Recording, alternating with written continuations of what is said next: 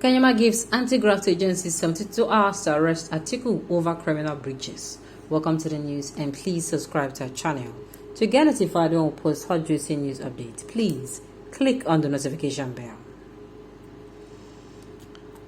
As APC asks Atiku to step down from presidential race.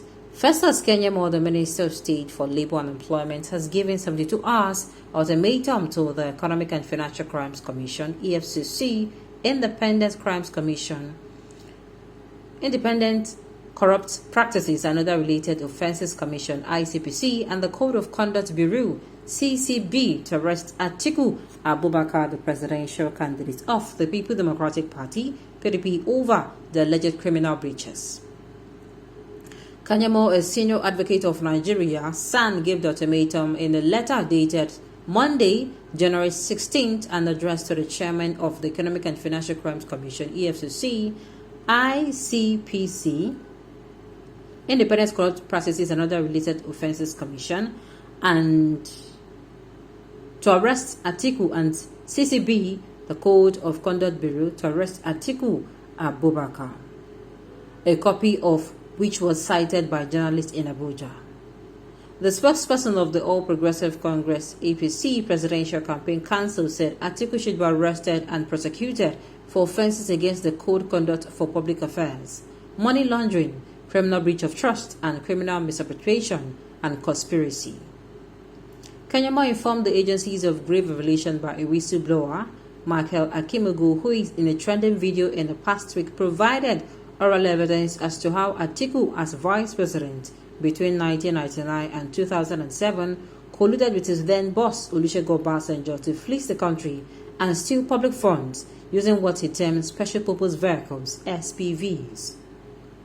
Those SPVs were companies Atiku admittedly registered upon assumption of office as vice president with the approval of President Olusegun Obasanjo, using trusted allies as shareholders and directors.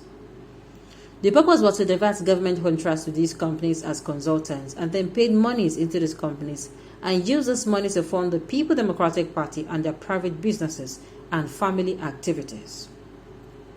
We can all vividly recall that during the tenure, both President Olusegun Obasanjo and Atiku Abubakar built the Bells University and American University respectively. Now we know where the funds came. We hereby make available certified true copies of the affidavit sworn to and released to the public by the whistleblower Michael Akimogu, giving graphic details of all that transpired, including attached documents. Let us also play to you the voice recording he did of Atiku Abubakar. Note that he provided at the time of call, the phone number used, and the email immediately preceding the call. The letter read.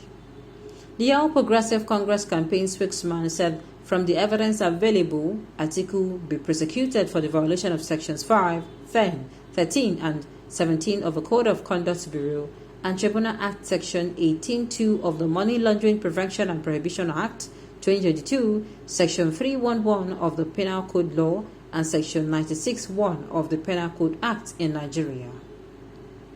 Meanwhile, the All Progressive Congress Presidential Campaign Council asked Atiku to immediately tender an unreserved apology to the Nigerians and step down from the presidential race forthwith and hand himself over to the law enforcement agencies than to fight in the light of those revelations. The council made the call at a press conference in Abuja, jointly addressed by the spokesperson of the council, Dele Alake, Festus Keyamo, Bayo Onanuga, Femi Fani Kayode, and Idris Mohammed. According to them, Atiku does not enjoy any immunity and should not be prosecuted with contemplation that he is a presidential candidate. We understand that the law enforcement agency may be reluctant to act simply because of the perception of prosecution of a presidential candidate that this may evoke. However, facts are sacred. The facts so far presented to the world clearly indicate that Atiku Abubakar has a case to answer. In other climes, when such serious allegations arose in the middle of campaigns, the law enforcement agencies acted decisively. You may recall that in 2016, the middle of campaigns for the exalted office of the presidency of the United States, the FBI opened an investigation into allegations of the misuse of private emails against Hillary Clinton when she was Secretary of State. In fact, the case was referred to the Justice Department for likely prosecution a few weeks to actual voting. Though she was later cleared, it bears restating that a sane, dispassionate system never allows such side talks to dissuade or distract them from initiating the process of investigation. It is the minimum expected in a constitutional democracy. This is what we call on the authorities to do in the case of Alhaji Atiku Abubakar. They said the issue of the marine afloat account is not new to Nigerians, and in the voice note released by Akimogu, Atiku can be heard boasting that the issue of accounts was thoroughly investigated by the Economic and Financial Crimes Commission. Yet then he was smart enough to escape. However, we know that in 2006, at the height of this public quarrel with Obasanjo over the sharing of money, the same People Democratic Party officially asked Atiku Abubakar to refund 500 million naira taken from that account. In the circumstances, the nation now knows the marine float account and the other similar accounts were SPV accounts. It follows that all payments made into the accounts were money stolen from the public coffers.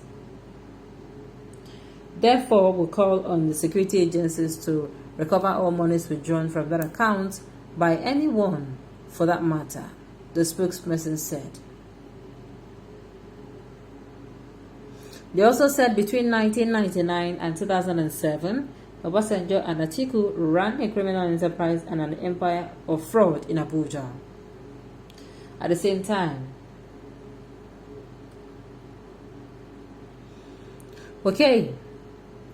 following this revelation, it becomes clear that Atiku Abubakar has absolutely nothing to campaign on again, as the period of 1999 and 2007 that he always relies on can now be described as by Nigerians as the SBF years that when they ran Nigeria aground. That whilst President Obasanjo and Atiku deprived the good people of Lagos State the local government monthly allocations, after the Supreme Court ordered the release of the funds, they were busy stealing the nation's resources by stealing Abuja. That is a dark reason why the seemingly irreconcilable quarrel between President Obasanjo and Atiku Abubakar is disagreement.